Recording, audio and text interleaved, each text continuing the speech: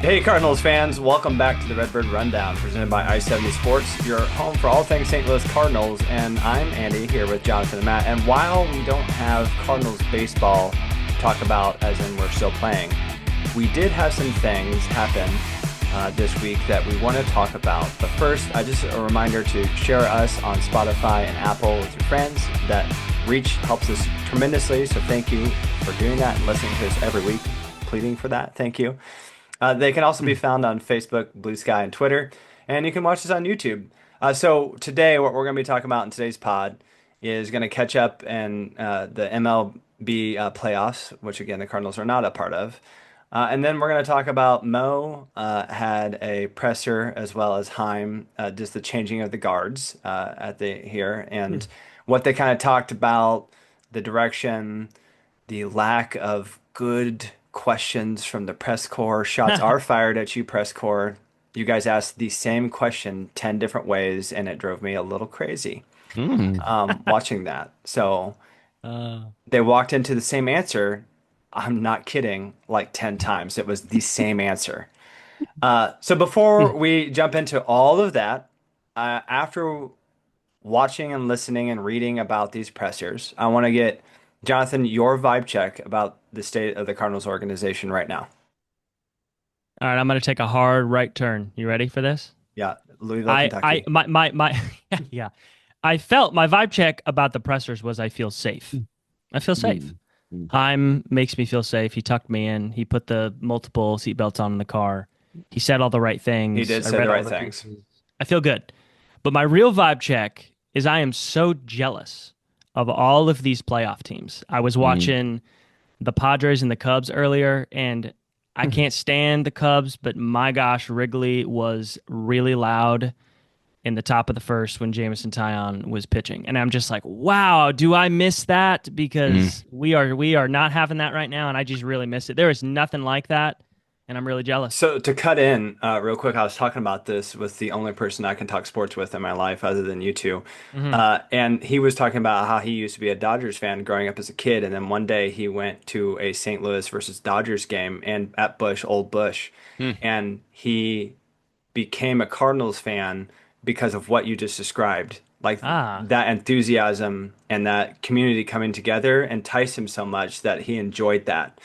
So that was a cool thing. I think that can just, bounce off what you just said, that there is something truly electric about a community coming together and being that excited.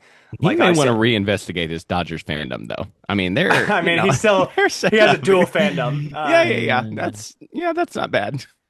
So there is something to that. It's something Yeah. like I've remembered about and talked about in the pod about sitting around a campfire listening to Cardinals baseball, just hearing the Sure. entire campground, cheer because the Cardinals were happening. So, Yeah. Matt, take us through your vibe check. What is happening in your mind with these Cardinals?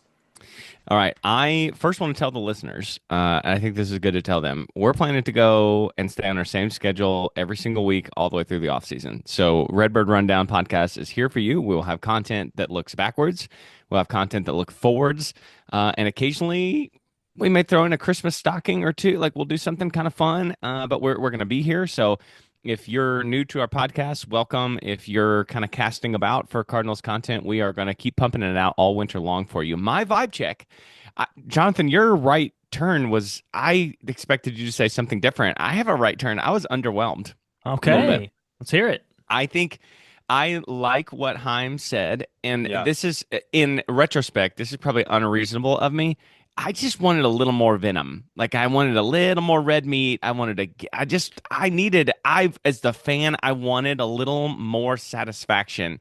And I realized his bosses are sitting right. He's sitting between the owners of the Cardinals. He's not just going to rip the franchise, but I wanted a little bit more. I really did. You I thought did. he might roll in with like Jordan Walker's contract and like tear it No, I didn't. mid-presser. I did not think that. I didn't think he was gonna like Tywin Lannister, Yeah. like skin a stag on stake. Nothing like that. Yeah. But he was reasonable. He was measured. He said the right things. You're right. He tucked me in too. But I wanted somebody just to kind of punch me in the face a little bit, and that didn't happen. And I'm also underwhelmed by our team because, like you said, Jonathan, I've been watching some of these playoffs games. I'm like, man, we don't have guys like this. We do not have guys like these guys have guys. So.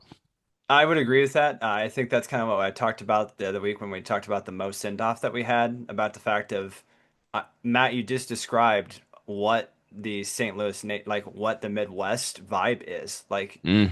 don't do the ivory tower, like, Mhm. oh, say the right things, be professional. Just be true and honest. Like, he did say some things that were true and honest, but yes, just the act of saying everything PR, like completely perfect. And I know I just gave heat to the press corps, but some of that also is the same thing. You know what I mean? Like Sure. they can't. Hmm. I their ability to come back and report to the Cardinals is also to the guys sitting in that room, most likely. I don't know Mhm. for sure, but I would imagine that that's how that works, right? Like Derek Gold can't just walk in there and be like, yes, Bill, you are in the bottom third of spending compared to your Why income. can't you? Yeah. Why I can't mean, you? I would do things like that. Sure. I'd flame too. But like, do I get invited back? Like, Yeah. do I Yeah. get credentials? Like, you have to think about that as well. So I would imagine that that's why all this like patty cake type Yeah, there's a questions little are bit of that. happening. So my only vibe check that I have after watching those is, huh? Like, what was said? Hmm. Yeah. That like, 'cause so it's in between you two, like, more I guess with Matt, like I heard the things, but also we said all that. I just watched 27 minutes of my life, or 27 minutes of my life were taken up at 1.5 speed, so whatever that math is, uh, to say five sentences, maybe like we could summarize it in five things is what I had. So before we get all the way into that, and we'll if don't worry if you guys have not seen this Mo or Chaim press conference that they had, we'll recap what was said, some of the things that happened at that as we get into the nitty gritty. But first, I want to talk about baseball that is still happening. It's not all the way full football season yet. But the things that I watched this past week, I did see how our NL Central rivals were going to do in the playoffs. Uh, Jonathan or Matt, kind of walk us Yeah. through the Cubs Padres. I watched less of that. I watched more of the Dodgers Reds. So Matt, why don't you take us through I haven't Cubs seen an Padres? inning of the Cubs and Padres. Okay. I kind of hate both of those teams. I sort of wish they could both lose, kind of. Yeah. I so just highlights for me real quick. Otani just turning around the Hunter Green 100-mile-an-hour fastball, 118 over the Disgusting. fence, and Amazing. you know what? I was so happy that I was watching that because I Yep. said out loud to myself, "This is the best baseball player that there has ever been," and I'm so glad to get to watch it. He hit one later on. The tension in those Red Sox Yankees game is just through the Mm. roof I love it. amazing.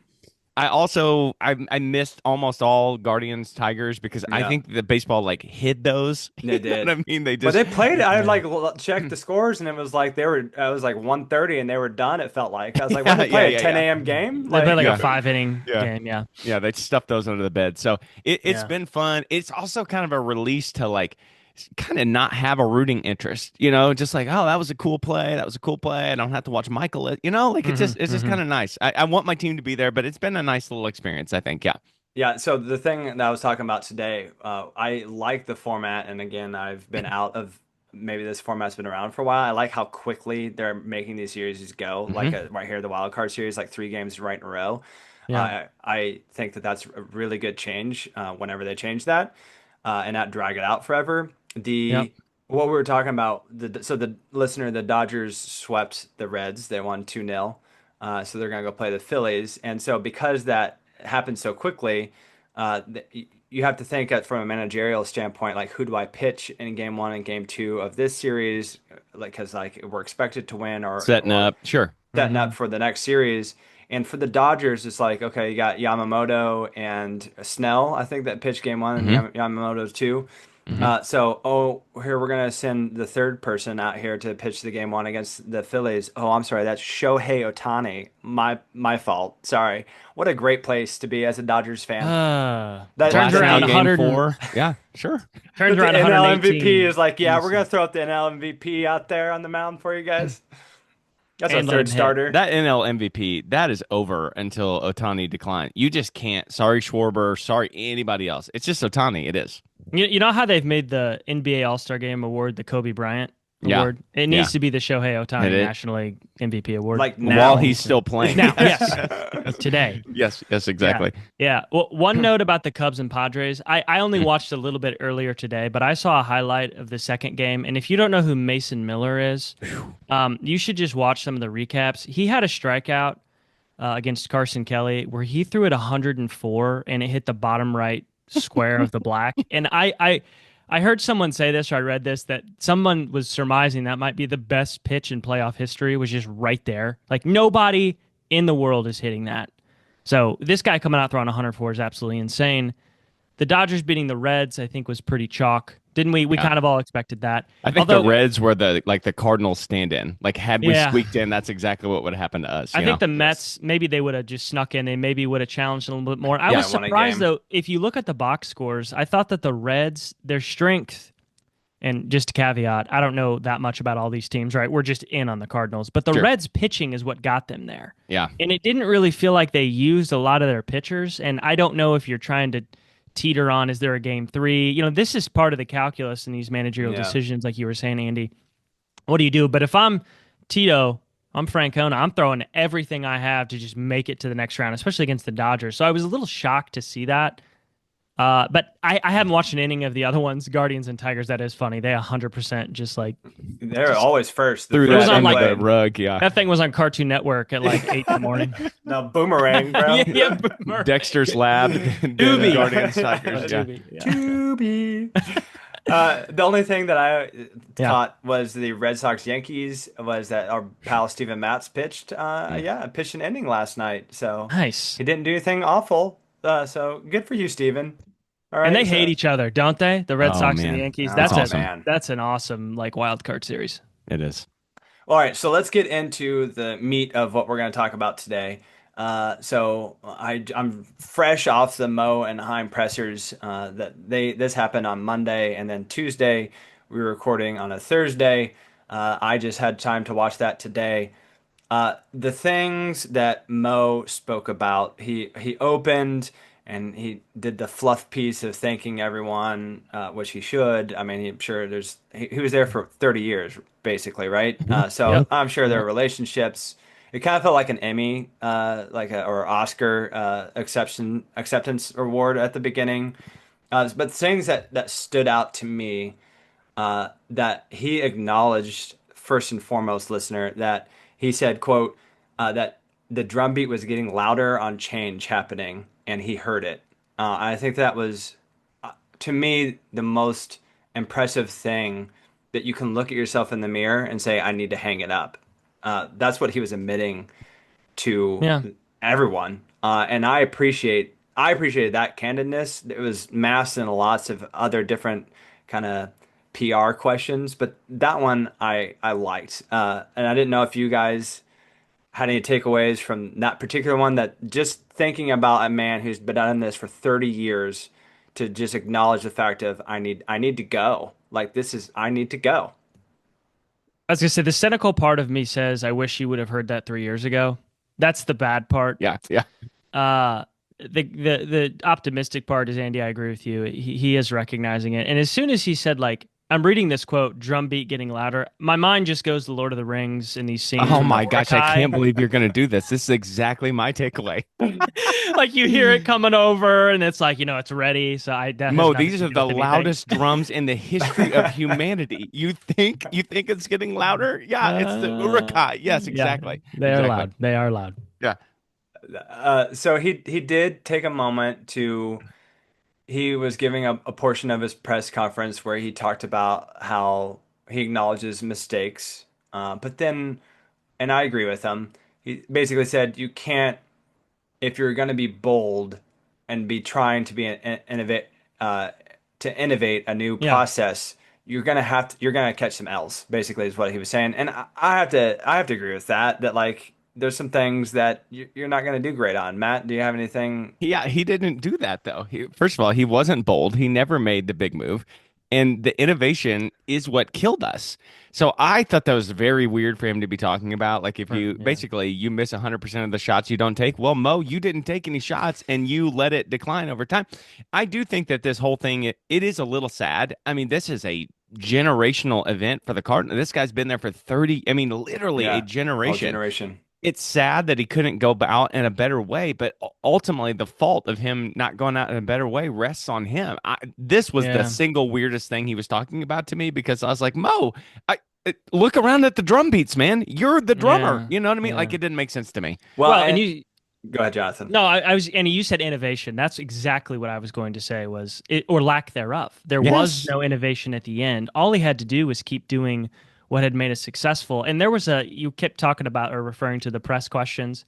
There was one question that aligns directly to this section here where someone asked, do you have any regrets about Yes. some of the moves you made? And he Right. said, no, just straight up, He I said have no. no regrets. Yeah. And I thought, I mean, I have That's regrets just not every canon. day. Right. That's not being Should I have honest. eaten that for breakfast? I don't know, maybe not. Yeah, like I would have been a little more, yeah, we didn't get them all right. Not, I have no regrets. I didn't think that came It off was a super. weird one, but this is masked inside the portion. Like if we take it out of context, it's what it seems like. But it was during the section where they're kind of talking about this small market, the headwinds of COVID, basically kind of pointing at the DeWitt family of the I don't know how many This is times a big one for me. This section you're talking about. Bill DeWitt saying that they're a small. He finally admitted. I think it was in the Heim press conference that they're a mid-market team. We're a mid-market team, but at this one, I feel like it was just masked in this like we're a small market team. We want to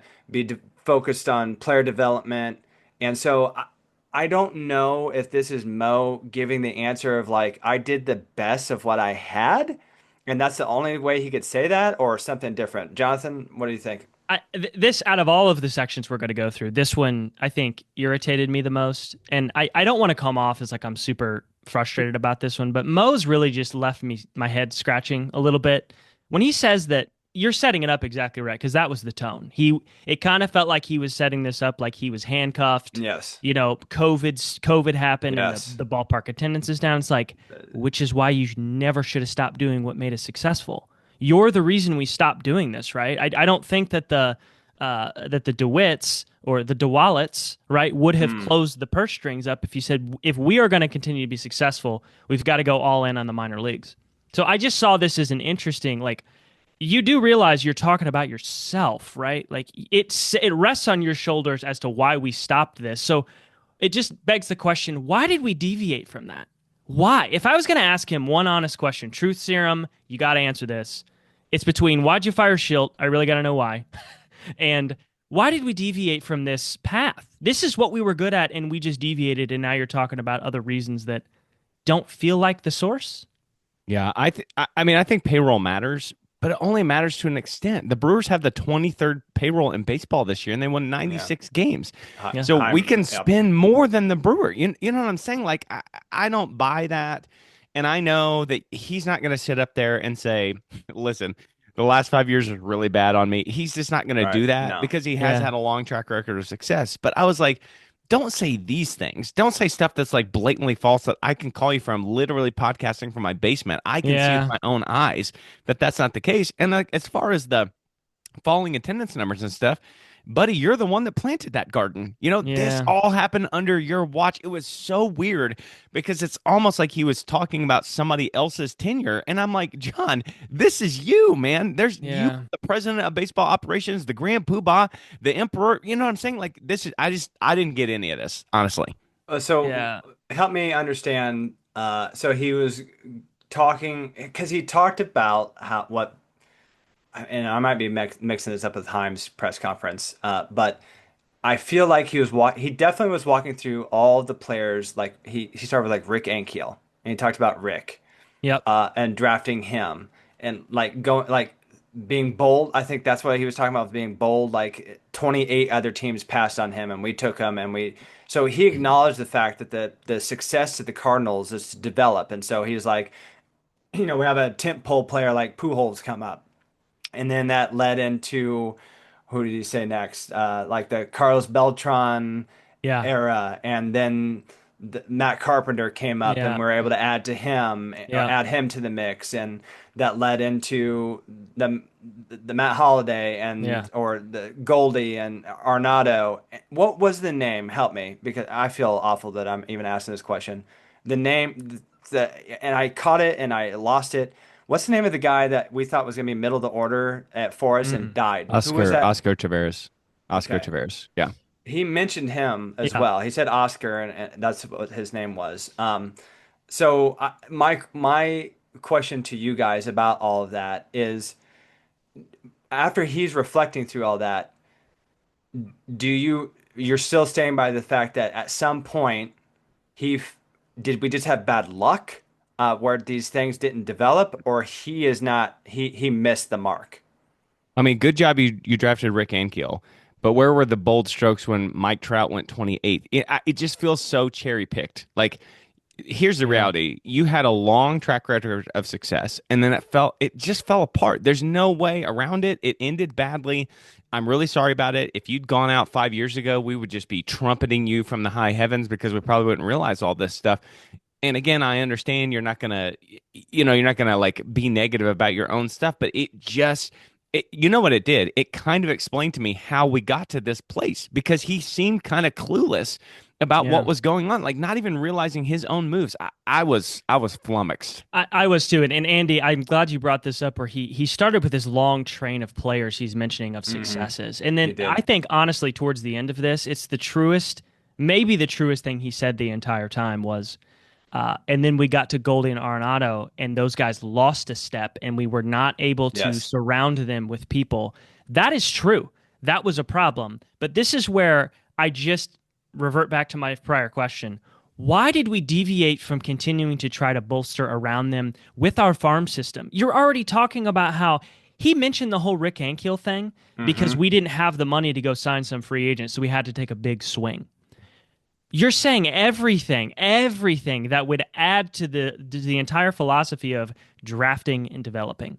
That is the part that I cannot get away from. Why we left that, because none of what he said really matters if we know that. All of it's solved if we just continue to do that. If Arenado continues to falter, which he did, right? There's a little bit of padding and security because you have other guys. Now, can you blame Jordan Walker for not being good? Is that his fault? Well, I don't know. Indirectly, did we just completely fail all of these younger players because our minor league system had three guys working there and one of them was part-time? I don't know. I mean, we haven't had an impact pitcher come up in years. So Yeah. again, it's not like you're blind to what is happening with your own farm system. You can see other teams, you can see young stars develop, and you see a lack of that with the Cardinals. So I don't know. Listen, This one was rough, Andy. Did you think that? Like, did you feel that when you were watching this? I had two takeaways I haven't gotten to yet, and the one that irked me the most was when he was talking wine. He may not have been, and I might be projecting my how I felt about it, but he felt like he was whining when he was like, "And they never let me call it a rebuild. I had to keep giving winning baseball. I couldn't call it a rebuild." It felt whiny, and that theme like Bill DeWitt said that. We're like, we don't like, he said that himself as well, and even Heim, it bled into the Heim the next day to where Heim's like, he's really like crafty with that. Oh, we're always opportunistic, but we're always looking to the future, but we're opportunistic of the future. I was just like, okay, stop. Like, Bill, if this is coming from you, knock yeah, it off. DeWitt's a lot of the problem. Knock it off. I hate Yep. this. You're making our guys look like whiny little dudes. Stop. Yeah. If we need to rebuild, rebuild. Like, don't be like, we're always going to have winning baseball. Well, no, we haven't. So rebuild it. That was a really good DeWitt. I thought that was him, to be honest. The second thing that I wanted to specifically ask you two about that came up, and I hadn't really put this together in terms of Cardinals attendance, is talking about the economic headwinds of COVID. And then they were mentioning things about the city of St. Louis itself, as in people don't feel safe. Parking is bad. I mean, and so I wanted to talk about our experience that we had this year. Did either of you feel like nervous? Of course, Not in the we didn't slightest. we didn't go to a night game, so it wasn't dark. There's that. But I didn't feel, of course, this is a bunch of 6 foot dudes walking around St. Louis with Just their families. jacked too. I mean, you can't even believe it. Incredibly handsome. Just it's Yeah. really stunning, you know. Yeah. Yeah. However, I can understand when he said that, Uh, I thought to myself, okay, in this area, St. Louis is like known as like the place right now for gun violence. It's like memed on in Southern Illinois and the surrounding area. Like, well, careful, St. Louis, it's crazy over there.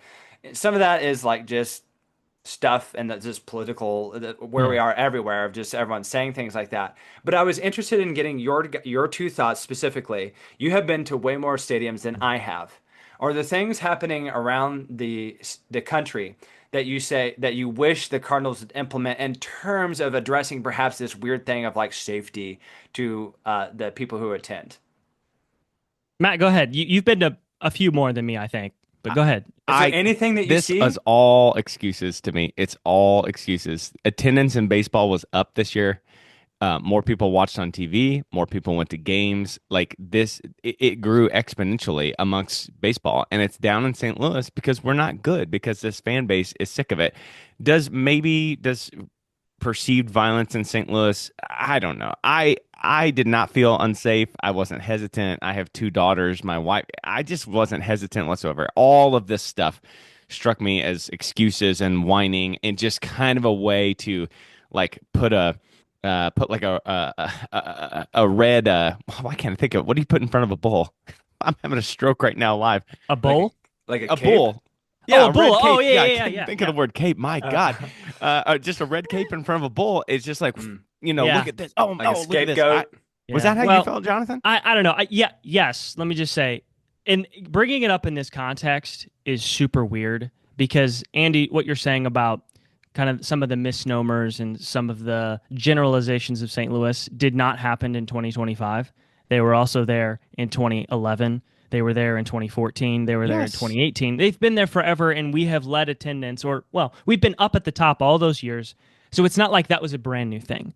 With that said, of all the stadiums I have been to, St. Louis is towards the bottom when it comes to just like experience and getting there. All Mm. these other teams, it's so easy. The area is nicer. That's just an indictment of St. Louis in general. You Right. walk 3 blocks out of the direction, you got windows blown out. It looks awful. Yes. That is just the truth of St. Louis. Right. That is not a direct correlation to why people are not attending. So like just using that as a well, if As a bullet point on their if we talking had point. this, they would have been here. I don't agree with that. I do think that if you want to separate that and say, it would be awesome if Ballpark Village and Busch Stadium was not the only like serviceable thing in downtown St. Louis. It would be nice because then it maybe would attract other people. And there's plenty of examples I could see. But in this context, to your point, Matt, That's not even anything they super can weird. control, though. No, exactly. Yeah, You control the team, win games, they'll show up. exactly. I mean, I think that's an overarching thing. It was just very interesting to me. I was like, oh, are there? I've not truly been. It's just a weird thing to say. It's just weird. Yeah, it was, and I was like, are the Cardinals not doing something that other places are doing? No. Like, what No. can you do? Like, you can't. I mean, unless, like Jonathan, what you're saying is just like the area around Bush. Like, but how is they're not? That's not their problem. Control what you can control. Put a winning team out there, people will show up. Period. Next topic. That's Here's the literally thing. it. Bottom line is, it's Heim time, and thank God it's Heim time. I'm so tired of that. I'm tired of it. Yeah, was it Jonathan? Was it during Yeah. Himes presser or Moe's? Where who was the young? Is that Bill Bill DeWitt the Jr.'s third. the junior? Yeah. Okay. Junior squared. Okay, Yes. was that Moe's or Himes where he was like message received? Which one was that? That was Heim's. Himes. Okay, so Yeah. let's move into Himes then, because that was my next bullet point. Was like Oh man. that was the most forward thing I think I like beyond all the fluff was just like the attendance. If that's a message, that message has been received. Good. Good, because Yeah. no one around here cares about the Cardinals. I'm glad that that would be the number one thing I would tell anyone in that brass up there. No one cares about your product right now. Fix it. No one cares. Do you know why he said that, though? It's because last year he gave an interview and they asked him about the fall the third was like, well, if you want to hurt the team, it doesn't make any sense not to come out and support your team. The payroll will fall. And like it really ticked people off because Yeah. ticket prices going up, everything, they just continue to climb everything, all their prices. And so people were really, really mad about his comments there. And so that was like a mea culpa. Sorry, we get it now. But just that first comment, I don't know. Bill DeWitt Jr. has had some success in the Cardinals. Bill DeWitt III, frankly, hasn't done anything at all. And so I need less of Bill DeWitt III talking. And if Bill DeWitt Jr. is getting too old, then it's that is more worrisome than anything we've talked about. Is the DeWitts to me? Yep. And I think you can feel that presence in those pressers, both of them, that they're restricted and they can't say anything. And I was going to say this earlier, real quick. I feel like America has gotten used to our politics is just much more direct, for better or for worse. And they say stuff, they meme stuff, they joke stuff. And then for you to get up, Andy, you said this earlier, and just give us PR spin and schmutz, people just don't respond to that as well anymore. And I kind of think the bedrock of that is the DeWitts. I think you're right. I mean, based on what I saw, look, as a casual Cardinals fan, I can honestly say I have never heard that man speak in my entire life. That was impressive. Was the first time that I've heard them talk. And I felt my own sphincter clenching, like I had to get all like, hey, like say everything just perfect. Don't, you know what I mean? Like he wasn't, he's just uptight. The butt wipes out. Yeah, he's just uptight. So I can definitely understand how maybe they were kind of saying, I hope so. I hope old Junior really meant what he said, because golly, is it not the truth? So be careful. So Chaim himself, first thing he said after he gave his Oscar acceptance speech was the fact of he reflected on these last 1.5, 2 years that he's had to spend time to get to know that organization, and said, what is it that the Cardinals do at its best? And it says, he said that at its best, the Cardinals set the standard for all of baseball. And obviously, that's really nice to hear. But then he went through and walked through memory lane of all the times that the Cardinals did that. And he hammered several times during that it came down to player development or innovating something new. Creating the farm system was the Cardinals. Something like that. And so I appreciated very much that. Jonathan, Matt, anything about the opening, what you're hearing from Chaim, even if it's Matt is just he's clicking the safety belts in, and what did he actually say? Is it we're not where we need to be, right? That's what he's kind of saying. We need to get back to what Jonathan, you alluded to, the bread and butter. Why did we ever leave underneath Mel? This is why we need to get back to it. Matt? This is where I really wanted him to say more. Like I wanted it to be more visceral. Yes. And I realize, with a little more hindsight, and that was never going to be the case. And this is probably about the strongest that you could possibly say it. Yeah. But the one thing is, when Mo's like, yeah, we got to get back to innovating, I'm like, okay, whatever. It's obviously passed you by. Chaim, I have right now, from this moment in October, I have faith that is a thing that can actually happen. And so it just feels different when he says it than when Mo says something like this. But what you're talking about in general, I'm a history teacher, so sorry for this dorky history analogy. It's like we're the Roman Empire in the 300s, looking back to the Caesars. We always have to be like, look what we used to be, look what we used to do. That is so hurtful. And if there's anything that happens, I really hope that we can get back to that. I appreciate that he said it. I wanted him to say it more hardcore, but I think he has a chance of actually doing that.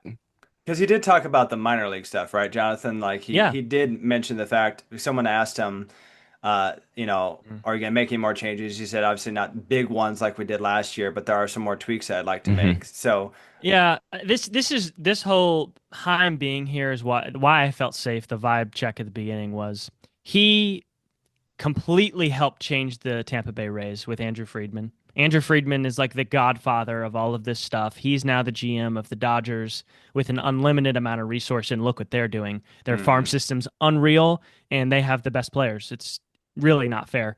He takes that knowledge, goes to Boston, and builds the number one farm system in just a few years.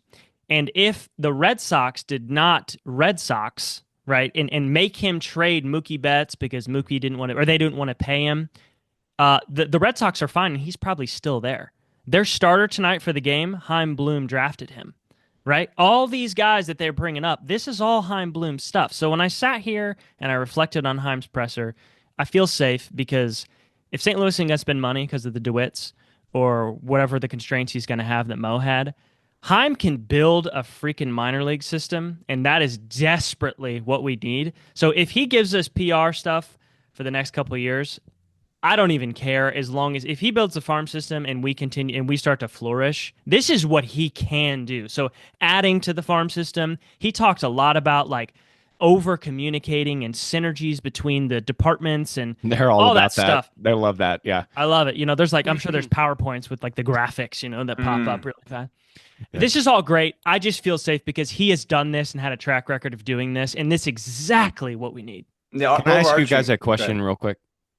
When does he need to start delivering? Yeah, I was okay. You were about to ask something. Lead into that. Yeah, just like because listener, if you didn't listen to it, the overarching theme of it was not only getting back to the roots of the player development, like we just talked about, but also he kept on. I don't know how many times the poor man had to keep saying, "We're for long-term stability. I'm making decisions what's best long-term of what I'm trying to build in the future."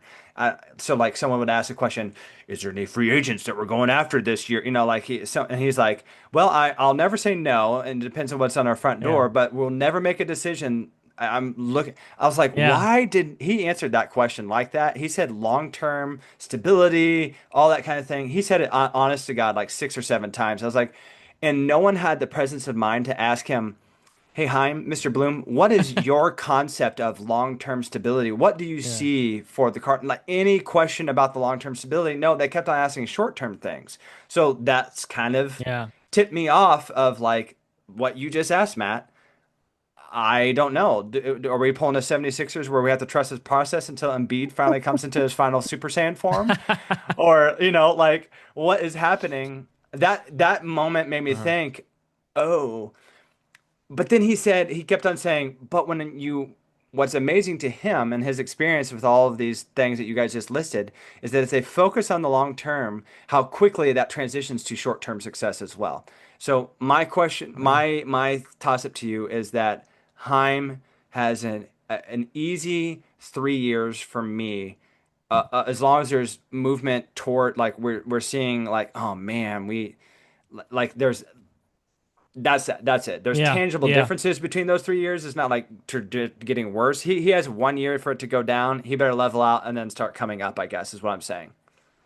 Yeah, Matt, Jonathan, what do you have? I wondered this. My initial knee-jerk reaction is 3 years. However, he was given essentially 2 years to prep this. He was given 2 years to prep this. So I'm going to shave a year down and say 2 years we need to be doing something, I'm hoping. Now, here's the only caveat with that is that he's not controlling the drafts, okay? When those prospects start to come into the play, like this isn't J.J. Weatherholt or Liam Doyle. This is the draft, 2026 draft and forward. I think it's 2 to 3 years. You need to see some like realistic prospect, impact to the major league roster. Matt, what did you think? I think from this is just me as a fan talking. He has a complete blank check for next year. I'm probably not going to criticize him at all.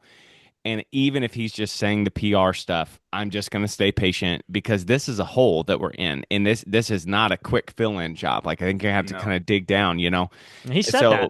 Right. If by 2027, even if our major league team is not good, but I see these guys popping off in the minors, that's enough for me because that is his specialty. His specialty is the foundation, the roots, the minor league system. That stuff you can see. And frankly, I'm not sure we couldn't see some stuff happening already in 2025. I mean, I think he's already making me feel pretty good.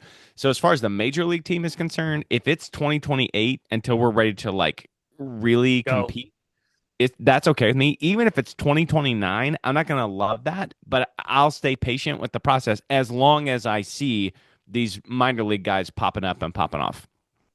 Is that fair? Like, is that a reasonable time frame? I mean, I think it's going to take a little time here. We're going to have some patience. Which means to the casual fans, that's going to be kind of a little bit of death sentence. Yep. It's going to be hard, but let me say this. It's annoying to hear him say we're not going to concede anything, right? And I know Yes. that that's hard to hear, but teams like the Rockies don't say things like that, and they're abysmal. And the White True. Sox don't say things like that, or they do say things like that, excuse me, and they're terrible. We were essentially 6 games away from being the Reds this year, Yep. and nobody expected us to do anything. If our players overperform their projections, or maybe some dudes pop off, or this crop of what seemingly unbelievable AA talent pitchers starts to do something, timelines will move to the left quickly Yeah. because sneaking into the wild card, I know we saw the Reds get kind of obliterated here, but anything can happen in baseball. And we Anything. just have to put that filter on top of it that I know we're saying 2028, 2029. That's just giving us some padding and some realisticness behind drafting and developing, is not a free agent signing way to fix things. But that does not necessarily mean we cannot be better. I don't expect us to make the playoffs this year. But hey, you add some, add on the fringes here. Who knows? We could have been a playoff team this year. So I just also thought need to that's see stuff like he talked about this. We're going to have to probably go after some starters in free agency. Yeah. I want to be more creative. I don't know if this is possible or not, but I want to be more creative than Lance Lynn, Kyle Gibson, for the love of God, Miles Michaelis. I would rather do this like weird, like, oh, we just found Riley O'Brien and we made him out of nothing. Whoa, there's Kyle Leahy. We made him into a starter. If I start seeing stuff like that happen, then I'm really going to give him, a much longer rope, because that is a real skill and a real talent. And that's kind of, this may not be fair. That's kind of my expectation for him in this group, that we start doing that kind of stuff,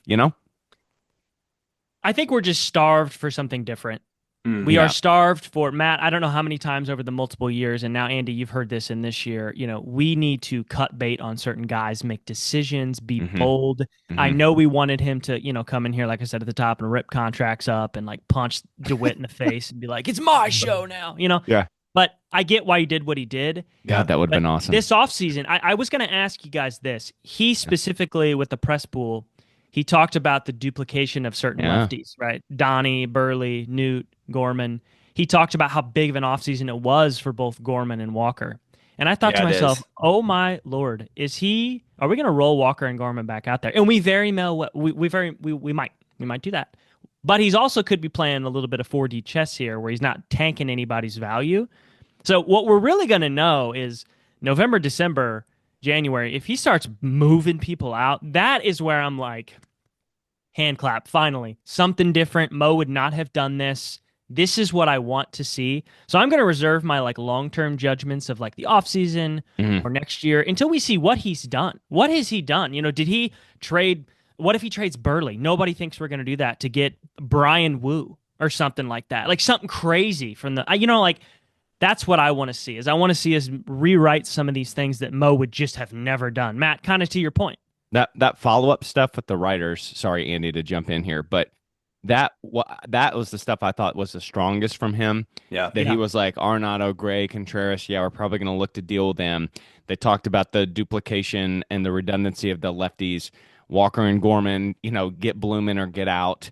And then he talked about the core pieces being Wynn and Herrera, and he said the right names from the minors. And I was like, okay, this guy's seeing the board the way I want us to see the board. And now whether Walker works out right, that like there is only so much that these guys can do, but at least we're seeing the board the right way. I too am going to be fascinated by the moves we make and what that says. Yeah, because I think you nailed it, Jonathan. You're not just gonna go and dog the players, and when you're gonna try to move them, if you're trying to move them, do that. And have we not just established a very concrete, laid out argument that Mo had failed the minor leagues for we don't know how many years specifically, right? There were many articles written in The Athletic and other published works where we had the league's lowest amount of instructors, our scouts were low. And this is where Jordan Walker, that was his minor league experience. That was Nolan Gorman's experience. That was Dylan Carlson. I can't tell you when it started, right? But I can tell you where it ended. To that extent, that stuff is on Mo. But that's what I'm saying. You may have a perfect ecosystem for them, and they still may not pop, but we did not have that. So sometimes I just kind of feel a little sad for those guys, because like what could have been. Maybe it has nothing to do with that. I don't know. But what's been so painfully obvious is that we might have failed these guys. And I hope we didn't fail JJ. It doesn't seem like it. He can't stop hitting. Right? Yeah. But that's what I hope with Heim and all of the synergies you talked about moving forward is that you get some randos like Matt Carpenter again. You get some Yeah. randos that come up and like they don't have a negative WRC plus. Jimmy Crooks. Sorry, buddy. I was talking about you there. Mm. Yeah, I was impressed. I mean, it wasn't like earth-shattering, but just the fact that he mentioned how they're treating the players every step of the way, like in the weight room with the trainers. Yeah, that is nice. That like he went out of his way to like mention just follow the trail of what it's like day to day for a player and the ways that they can support them.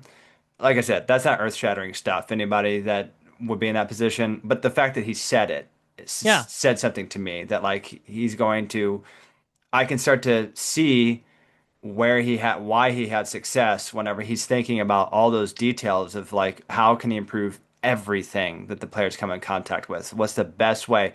Their training program that they're doing, lifting inside the weight room. I'm sure they all have a program. I Yeah. would hope, but just the fact that he was cognizant enough and an important presser like that to mention that Mhm. that was what he's going to do from the forefront made me comfortable as like, okay, good. This is why he's good at developing players because he actually Yeah. thinks about and cares about what the players are going through and what they're doing. And Yep. I hope he knows. This was my last thought on the whole Heim thing. I mean, he's a Yale graduate. This guy's a smart dude. Worked under Friedman. We know what he's done with the Dodgers. Went to Boston, did a really good job. Was dealt a bad hand with the Mookie thing, and the Red Sox. It's just a totally different environment. I just really hope that he does not do the same things Mo does because he's going to get people to be frustrated with him very quickly. Right? He has got to do meaningful things differently. Like he talked about in this podcast I listened to outside. It was the Cardinals Insider with Chip and Brad. We want to try to be transparent and show you some things that are happening in the background. He's gonna have to see the scars and the pain and try to fix those things because you can't totally tell me that people weren't showing up in the seats because of Mo too. I know the team was largely not bad like all year. I think it was just this stink, this frustration over the past couple of years. That is almost, in my opinion, as important as him rebuilding the team is like he's going to have to really build back the trust here. And I think you'll see people come back. Well, that That's was well my said. last takeaway too, is that the DeWitts are going to have to thicken up their skin a little bit here. People are frustrated. This is not in a good spot. And he's going to have to be able to say something that the way you get people's trust back is to just tell them the truth. And if he's having to hot foot it around because the DeWitts are too thin skinned, like, sorry guys, you're billionaires. Put on your big boy pants. We need to talk about this with the fans. Sorry. Yeah, and I found it interesting. My last thing was one of the very last things that was said is that Bill DeWitt Jr. and Heim, as of Tuesday, had not spoken about what the payroll is going to be for this coming season. And so I took that as a hopeful thing that like Heim has him so like just like hooked in, like he doesn't, you know what I mean? Like it's just like all this flashy stuff, and he doesn't like Heim kind of did it. There's a sales technique where you don't shop for the customer. Like you may not buy it yourself because you don't have that money. But who's to say that they wouldn't like that? They see value in that, and they're gonna blow $500 where you wouldn't blow $500. Mm. Now just multiply those numbers by a couple of zeros, and maybe that's what Heim's doing. Is just like showing the DeWitts like some type of vision, and hasn't really got. He's got flash, and he hasn't really told them what it's gonna cost yet. Of like, by the way, to do all this, its overhaul is gonna be Uh-huh. $2 billion or something Yeah. stupid like that. Did you guys find it interesting that apparently, first of all, do we believe that they truly haven't spoken about payroll at all as of Tuesday, this past Tuesday for this He, coming I think, season? I think he got him by the collar of the shirt before he went in there and slammed up against the wall and said, "You got $100. You can spend it all in one place, or you cannot. Don't hold your breath on the payroll, Matt. I'm assuming that's what you're going to say." Yeah. I'm going to show the YouTube listeners what I think that means for our payroll, and I think it means this, and my finger is just pointed down. I think that is not something they want to introduce in Heim's opening press conference because the news is going to be bad and payroll is going to go down, and I think Heim knows that. So, Now, if they can say the payroll for the major league roster is going to stay even, or maybe we add a little, but we are continuing to invest real dollars down here. Here's what it's doing. Just lay it out for the common Exactly. folk here, people. Like we're Exactly. set. Just lay it out for us. Yep, agree. Well, is there anything this coming week that we're looking for? I'm excited. You said that you don't have any dogs in this race, Matt, but I am the last thing I'm excited about is watching what Big Dumper can do. And I saw where his coach, I'm pretty sure is the manager, said that he doesn't really want Big Dumper on the bases clogging up the bases. He wants them up there hacking. And Lunging. I'm just there for that. I am. That's the kind of person I am. Like, he doesn't want him. Who cares about hitting for average? Just, the Schwarber, just go up there, hack it, baby. Let her rip, tater chip. Man. That's what I'm looking forward to. I'll keep, watching these games on and off as I can. And I think we should just adopt the Seattle Andes as our, as our rooting I was gonna interest. say. See if we can just get our Cardinal stink on them, and just maybe we can reverse jinx them somehow. I don't know. But yeah, I'm all in on the Mariners. Love their color scheme. Loved Griffey as a kid. Was left-handed. Tried to emulate him. Sucked. But you know what I mean. Like their stadium's nice. Seattle's cool. Yeah, I'm in. I'm in on the Mariners. I like it. Do you guys do you care at all if somebody passes us for number 2 in World Series? I'd prefer not, but whatever. Because the two closest would be the Dodgers and the Red Sox. Yeah.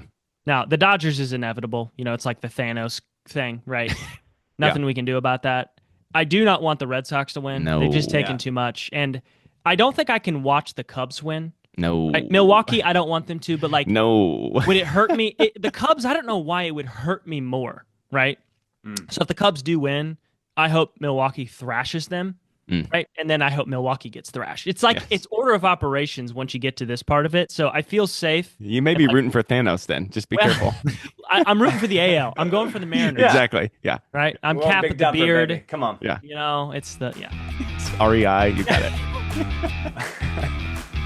All right, guys. Well, thanks for tuning in to the Redbird Rundown, your go-to source for St. Louis Cardinals news. Please subscribe. I never get that one right. Sorry, guys. Rate and review the show to help us grow. Follow us on Twitter, Blue Sky, Facebook, and YouTube for the latest news. As always, keep those value caps on, and let's go Cards. Big dumper. Big dump.